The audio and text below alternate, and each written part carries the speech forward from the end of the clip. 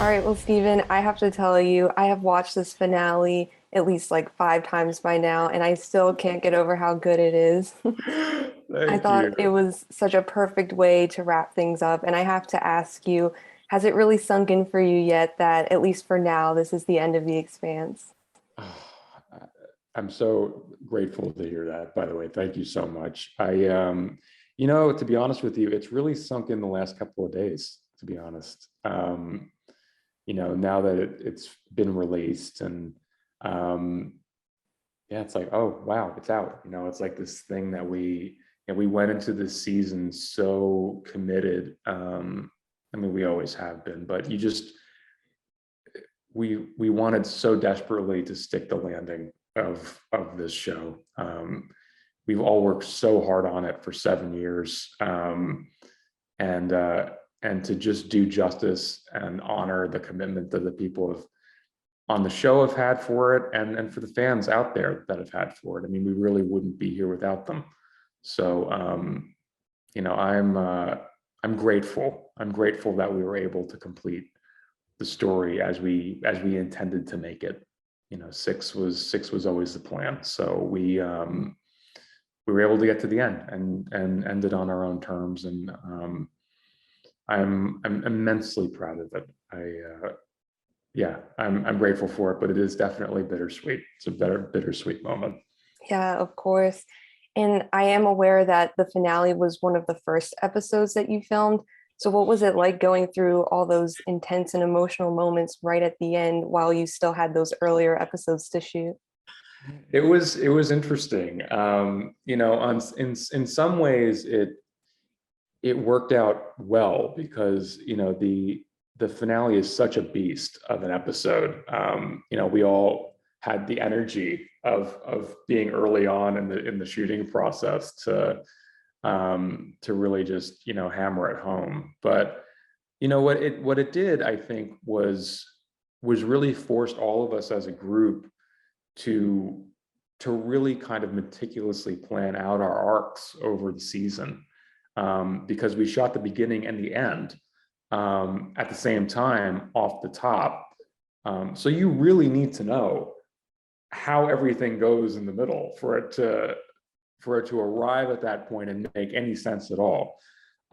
So we've always been, and I've said this in the past, but the Expanse has always kind of felt more like a theater company than it has a television show. And we spend our weekends rehearsing and going through the scripts with the writers and opening up the sets and planning everything out. I mean, this is Saturdays and Sundays, and it's been the entire run of the show. Like, from the first episode, we've never missed any. So this year it was really just doubling down on our on making sure we were ready and planned to arrive at this endpoint that we've been working towards for so many years. But surreal. I mean, it was surreal, to do the speech where Holden, hands over the reins, and the scene with Dom and the Rossi kind of going off into the distance early. I think it was a surreal experience, but it worked out well. So Yeah, definitely. And I actually wanted to ask you about that scene right at the end when Holden resigns from the transport union and makes Drummer president instead. How do you think this making this unpopular yet unquestionably right decision defines Holden's character right at the end? I think it's a very, very Holden moment. I think Yes. it's the thing that I've always loved about him, as a fan of the books, even before we started, and also as an actor playing him all these years, is that Holden's going to do what he thinks is right. Yeah, whether it turns out to be the case or not. I mean, he knows that handing over the reins to Drummer is the right thing.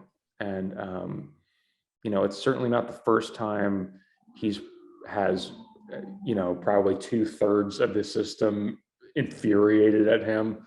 But I think the reason why Holden is trusted, by everyone, by all sides, is that, as frustrating as he's been to them over the years, each side, they know where he's coming from, and he does act within the best judgment of what he thinks is right for everybody. And his idealism over the years has evolved. It starts as a kind of naive idealism, and through very difficult experiences, whether that's connecting circuits and then nearly going insane, or blowing up a ship full of doctors to prevent a pandemic. Holden has made really difficult choices that have really tortured him and his ethics and his sense of right and wrong. And I think what it's done is that it's really kind of solidified and boiled down his worldview. And throughout the entire story, whether it's Earth, Mars, or the Belt, everyone thinks they're in the right. And Holden really is the only character in the middle that doesn't look at it that way. Whether that is his innate nature, which I think is part of it, but whether that's also kind of experiencing the perspective of having communication with this other civilization, and kind of seeing the existential threat that we all have if we don't come together. That guides him, regardless of whether or not the decision is popular or not. But he knows Drummer, and he trusts her, and he knows that the Belt needs a seat at the table. It's obvious to everybody. And whether Avasarala knows it too. She just can't do it herself. The Martians can't do it themselves. They know what Holden said at the table is correct. This is the reason why Marco exists in the first place. That's the reason. And it's like, if we're going to break the wheel, if we're going to break this kind of cycle of oppression that's caused this enormous rupture that has prevented us from dealing with the thing that's actually a threat to everybody, Holden has the chance to change it, and he does.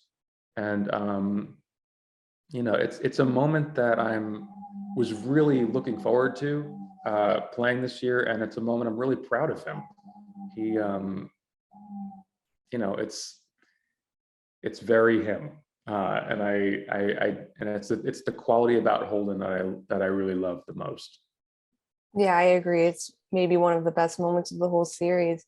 And one of the things that I love so much about The Expanse is that there's so much focus on character development, and we really do see everyone change from beginning to end in these truly authentic ways. So, I mean, what do you think is Holden's most important evolution throughout the show? Wow.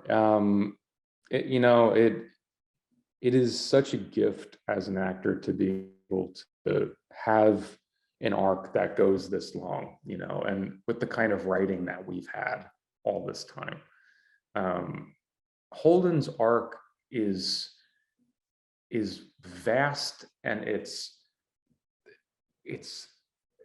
wouldn't call it slow, but it moves at a very kind of consistent pace through the seasons. And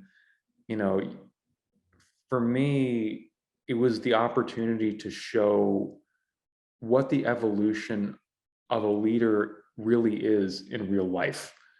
Is that this man who was completely unprepared for the kind of responsibilities thrown at him, who kind of fumbles his way through a lot of these experiences and has these epic failures and really kind of frustrating moments and dark moments at times, wrestling with being completely overwhelmed by the position that he's found himself in, always finds a way to pick himself up and step up to the plate. And there is a resilience about Holden that he learns through these experiences. And what was so fun to play is that every step in his evolution is earned. It's an earned beat. It's an earned step. And by the time we get to the very end of the series, you believe that Holden can do something like this. It takes an immeasurable amount of strength to be able to to handle the kind of pressures that he has by the end of the series. Whether that be the sole person communicating with an alien species, or making these vast decisions that affect everybody, and just going with his gut and just feeling the rightness of it, the truth that it's as good as he can give. I think for me that has been the most pleasurable piece of showing him, is his growth. It's his growth as a leader, and showing a very different kind of masculinity, frankly, than is often seen in hero arcs, not just in sci-fi, but in a lot of different kinds of things. Holden is a guy who typically does not choose violence. He's a guy who doesn't always kill the dude. There's an empathy to him that is his strength, and at the end, it's the linchpin that allows the system the best chance at peace that it's ever had. It's his sense of empathy. It's not his victories on the battlefield, or whatever. It's just a wonderful thing to be able to show, and to be able to play with that very unusual hero arc over time. So Yeah, for sure. And I think it's interesting because we start off knowing Holden as this impulsive and sometimes naive person, but then he ends up being incredibly competent to the point where he's essentially beating Avasarala at her own politics. So, I mean, where in your mind does Holden stand at the end of the series in terms of being a negotiator? yeah, I mean, yeah, his evolution is very, it is a long road from the Canterbury, for sure. I think Holden is comfortable with who he is at the end of the show, and he's comfortable with the place that he holds within the system, and he's not someone who kind of moves away from his responsibilities anymore, and he's accepted his kind of position as someone that is neutral, that is a humanist. He's not of any side, and I think he's done the best he can do, and I think he feels that way. He's come to the end of a certain road, and there was a moment to really affect concrete change, to break that wheel of oppression that's caused so much pain and heartache for humanity over the years, and he does it, and then steps away, and wants to live his life with his love, and I think there's a wonderful conversation that I always kind of look back on with Holden that he has with Fred Johnson in the beginning of season 5, where they starts out having this enormous argument, and they kind of end up having this heart to heart, and Holden at one point goes, things will never change, and Fred goes, you have to stop worrying about the end of the world, and he kind of goes into this thing of like, you have someone who loves you, build something with her.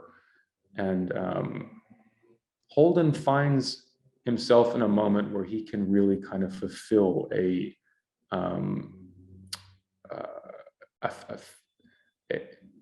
human goal of making sure there's equanimity within the system. And then when he does that, he steps away to build something private with her. And I think it's a moment of humility, and it's I think again, I think it was a wonderful thing to be able to show a certain kind of strength through humility and through empathy, and which to me as always is what real strength is. If we as humans have any chance of dealing with the things that are truly a threat to us, it's going to be that saves us. And that's what Holden represents. He represents that within the story. Well, Steven, thank you so much for all of your incredible work on this show. I have loved watching it so much, and I wish you the best in your future. Thank you so much. Thank you. I appreciate that.